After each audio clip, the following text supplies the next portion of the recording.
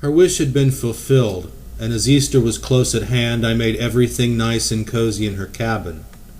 Her garments, bridal dress, veil, flowers and jewels, shoes, stockings, everything was at hand, with plenty of money too.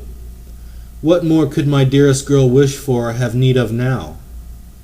Gently, I slid the coffin aft from the pilot cabin into hers beneath the little curtained windows, which were all screened against insects. There was a tank of distilled water inside for washing and drinking, plenty of clean linen and sterile cotton.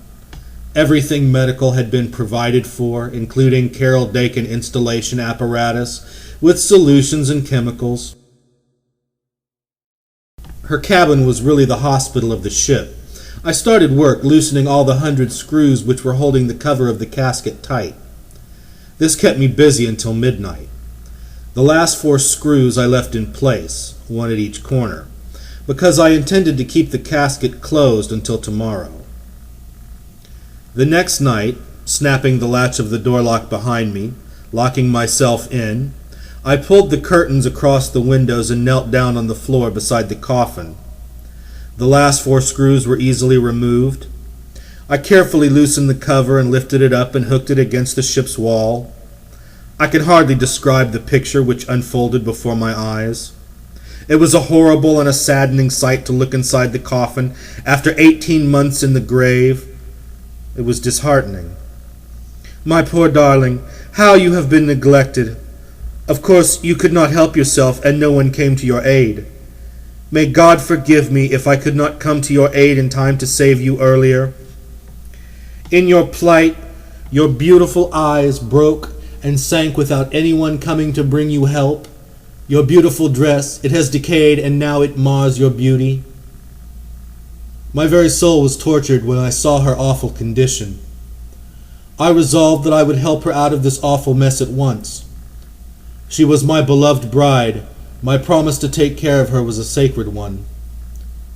With the greatest care, I now detached the uppermost layers, which were overgrown and eaten up with slimy molds.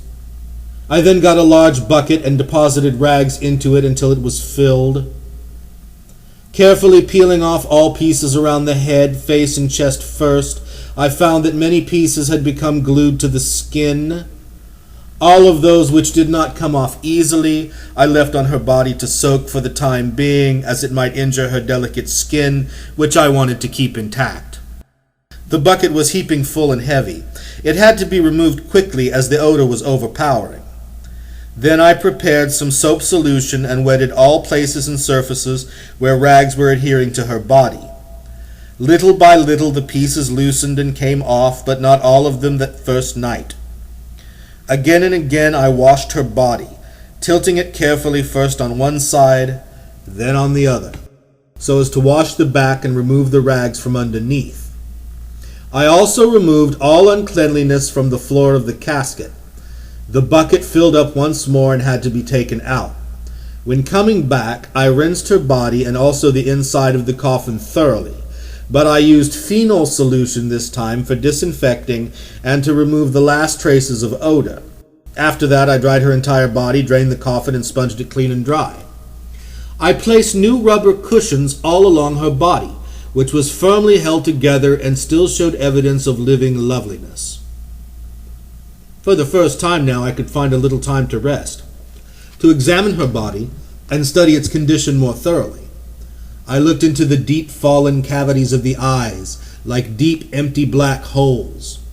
I saw her dried up lips, slightly parted with her white teeth gleaming between them, and when looking so long and deep into those black openings, where once her beautiful eyes shone so bright, it was strange indeed. It seemed as if a pair of pupils were forming again deep inside, and were looking at me as from the bottom of a well, straight and seriously. And then I heard her soft voice speak into my ear. "Now you will love me no more, will you?" These words cut into my heart like an arrow. They set me on fire with sacred love for her. I assured her, "Darling, I love you more than ever before. If it were not so, I would not have taken you to me." Then, kissing her dry lips and breathing deeply into her lungs, Until her bosom rose, I unpacked her bridal gown and covered her body with it. I draped her with the silk veil and adorned her head and hair with a golden crown. She looked so wonderful now I could not resist the wondrous spell, and trembling with burning love, I sank gently into the coffin to her and kissed her as if she were alive. Long I lay thus, holding her closely to me, the living and the dead united in love. The sweetness of this was divine. Never had I dreamt that she had preserved so sweet and intense a love for me after being in the grave so long. Was it possible? I could hardly grasp or believe it, but here was the undeniable evidence. Life and death united together, eye to eye. Long and silent we lay. We needed no words. Words could not express the heavenly bliss that we were experiencing. We were two kindred spirits flowing together. It was soul resting within soul. It was sweet and lovely beyond human words or understanding. God bless her soul and body. Outside the night passed into dawn, and still I held her head and body embraced. It was hard to tear myself from this wonderful heavenly spell. At last I raised myself and laid her gently on the cushions, promising to come back by night. Then, covering her and lowering the lid carefully without fastening it, I went home. Throughout the day, however, I was haunted by conscience which said, "Why didn't you stay with her? Why didn't you guard the ship?" It must have been her voice reproaching me. It was true. I had left her alone and unguarded, save by the cover in the ship. I could not visualize any danger to her, though, as the cabin door was locked with triple locks. Besides, I was badly in need of a cleansing bath before I went to work, and furthermore, while cleaning the rags and mud away around her body, I had a number of microscopic slides taken with tiny specimens from various parts of her body before cleaning it, which I wanted to examine. I went to the laboratory to examine them for bacteria. After I had finished the examination, I found her condition better than expected. There were no dangerous bacteria on any of the slides, just harmless infusoria and cilia. I felt sorry for any suspicion I may have had, although there was no real suspicion, only a little uncertainty. Anyway, I felt quite elated and happy over these results. Now I could sleep with greater peace, and I think Elena also approved. My angel was pure, despite the mud and slimy rags in which she had been lying for so many months. "Please forgive me, my darling," I prayed. "You are an angel in death. You are purer than many a living." I do believe in Brahmin wisdom, which gives a recipe for any incurable disease, namely, die and be buried for 1 year, then you will be cured. But there are very few who want to try it, but whether they like it or not, they will all finally have to take it anyhow. But the destructive agencies used by the embalmer will preclude any possibility of coming back again. At last, Elena had been cured of her disease. She died from pulmonary tuberculosis, and I had always found plenty of bacilli in my examinations. There was no trace of them now. For her to die was to be cured from TB. She was relieved of that evil which had destroyed her earthly life. It was the Easter morn of 1933. It was her resurrection indeed, when divine love has gently lifted my bride from the grave. How sweet she still was, even though some of the ravages of 18 months in the grave had not yet been removed. I washed her frequently with perfumed soap and spirits of wine and eau de cologne, still loosening many bits of clothing from her body. Her beautiful hair also needed plenty of washing, as it was still partly glued together and to her scalp. By further examination, I was not surprised to discover small maggots of the gnat larvae type, which were feeding on blood around her head and ears and on the surface of the abdomen. I removed them easily with phenol solution. The surface of the stomach region and the lower abdomen was partly damaged and lacerated. I treated it with healing lotions and sterile packing, just like living tissue. I also bandaged up toes, feet, and fingers, as they had badly suffered in the soil and threatened disintegration. I moistened these bandages with formalin to arrest further decay for the present. I did not find any bad discharges.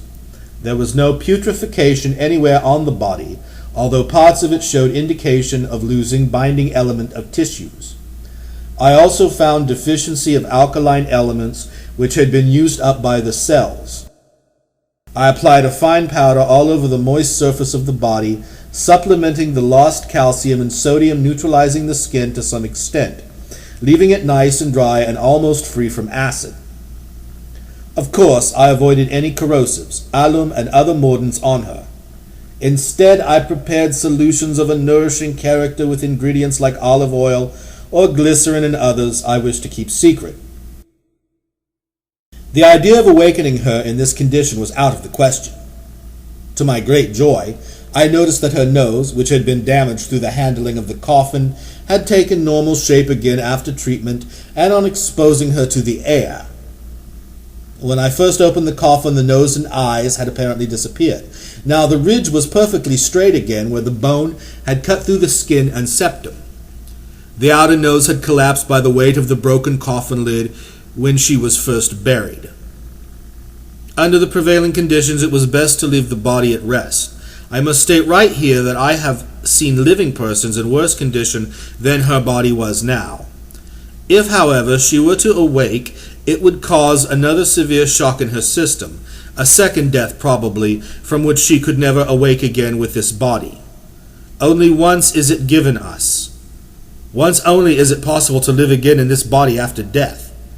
When the body dies, the second time, nothing in the world is known as yet to bring life back again. The life in the enzymes has gone, and they are dead forever. The sinking of the soul into the body has the effect of preserving the vital power to resist the destruction of the enzymes. This action has proven itself sufficiently already.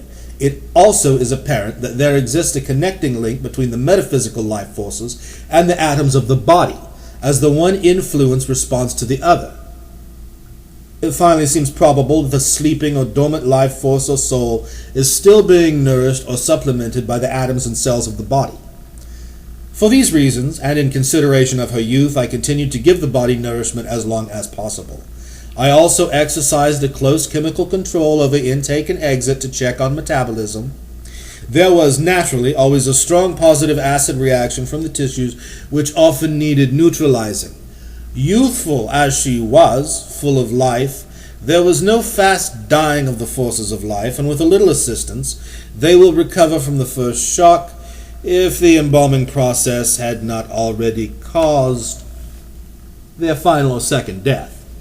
It is too bad that the merciless or rather murderous ways of the so-called embalming make it absolutely impossible for a poor soul surprised by death to return to an intact body. Some undoubtedly attempt to return but only experience the second death, shock, and are unable to start the demolished machinery again, so then they die forever.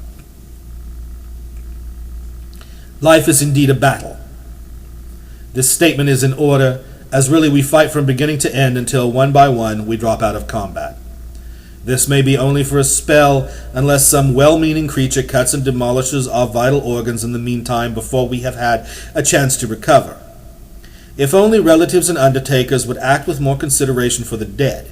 It is safe to estimate that many thousands of unfortunates have been killed in the past by post-mortem embalming and too hasty burials.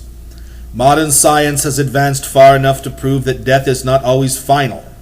In reality, death is just the first severe shock. Real or final death may follow, but not invariably. Of course, there are also many cases where recovery of life is impossible because the most vital organs are too far destroyed accidentally or by disease, and also some who would even not thank you for being brought back to life. In many cases where death is not necessarily final, the relatives lose their heads, but the undertaker, who has been on doing business, does not. Everybody is excited and rather impatient to get the poor unfortunate out of the way just as quickly as possible without further consideration. Of course, the undertaker is mainly interested in closing the deal, hence the indecent haste with which the body is removed and the embalming speeded up. This, although, I think, almost everybody would gladly pay the embalmer half the contracted fee, or even all of it, if their dear ones could be brought back to life. It would be desirable to give the dead a chance instead of depriving them of the last chance that God has given them. It is a fact, mostly forgotten in the hustle of this modern life, that thousands of certified dead have recovered from the grave. Thousands lying in graves would still be alive if humanity had more sense and tolerance. As stated before, I had given Elena a letter when her coffin was closed by the undertaker.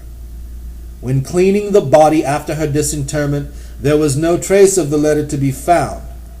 It probably had been dissolved by the acids which were released by the body. Owing to the fact that no trace of it was found, I forgot all about it until later when looking through the records. I found a copy of it, and as its contents have been transformed in actual accomplishment, there is no more reason for keeping it secret. It follows. Key West, 26/10/31. Date of burial. Elena, my darling Elena, my love for you is greater than ever. You are now free from all of your fetters, and you are free to go where you wish. Elena, please, come to me, sweetheart. I long so much for you. Tell me, what shall I do? As I cannot live without you, will you have me, darling? Then take me, or you come to me and stay with me until I can go with you, my sweetheart Elena. I had begun feeding her body orally with nourishing fluids regularly every day. When I gave her too much of one kind, she usually expelled it, so I changed over to other types of food the next day. Finally, the body adjusted itself to certain quantities which she would keep absorbed. Deliberately, I used only gravity feeding as the only safe way. By this method, the body recovered considerably and gained 20 pounds in weight. The treated tissues healed.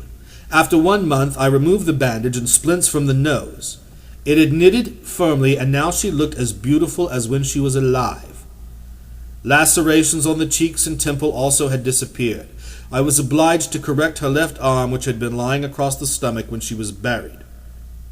The Negroes who had filled the grave had tramped stones and earth on the top of the coffin with such a force that they had broken the lid of the box and casket. This had settled down on this arm and on her face, causing a deep groove across the abdomen, which also required treatment. The arm itself had suffered strangulation of its tissue vessels, as had the abdominal vessels. The whole arm had to be straightened slowly at the elbow and shoulder joint. This I accomplished by a counterweight with a cord over a pulley on the ceiling, fastened to a bandage on the wrist. It applied a gentle tension until the arm automatically took the required position below the hip joint. The groove across the stomach straightened itself, but under treatment with hot solutions, in addition to warm internal infusions into the stomach and intestinal tract. It took quite some time, but I noticed with a great deal of satisfaction how gratefully the body responded and returned to healthy form and appearance. Even the expression of her face changed to divine happiness. She did not require words to express herself. Her face was so much more eloquent than words could be. Weeks and months passed. With the same routine of feeding and instilling vitamins into her body, she improved daily, and even her living expression returned. It was my daily happiness and supreme joy to admire this phenomenon, and I decided to make a plaster cast of her so as to have a permanent and non-perishable record. In order to make certain and to be sure that one, at least, would turn out perfect, I made several casts. I discovered that the fine oiled silk which I had used to cover and protect her face, eyes, and hair had fastened itself tightly to her skin. I left it so and painted over it with a thin solution of beeswax and balsam. Being transparent, her eyebrows showed through delightfully. I did not dare to pull it off her beautiful face, as the plaster of Paris, when setting, had pressed it so tightly against the surface of the skin. She looked as beautiful as ever, and it looked like her own skin. It also proved an effective protection against ever-present insect pests and microbes. Later, after incubation of her body, I had to extend this same protection all over her body. Only in this way was it possible to completely free her from those pests, which also doggedly found a way to attack her and cheat my rigid precautions, as I had to take her out of the incubator some day. Her face expressed the divine peace she was enjoying, and happiness which I could only attribute to dormant life in her body which, like a crystalline solution, will revert to its original form when letting it stand at rest. Her hair, which had been flat and lifeless in her coffin, had become alive again, taking its own characteristic waves and curls. Her hair even regained its electric properties, being attracted to my hands when they came near it. No matter what the cause, it indicated life, though different than before. It does not react as quickly as ours because we're alive. The body reactions do not come as rapidly as before death, owing to deficient motor nerves. Still, the answer comes slowly, of course, because the body now stands under the law of eternity, for which a year of our lives may be no more than a second.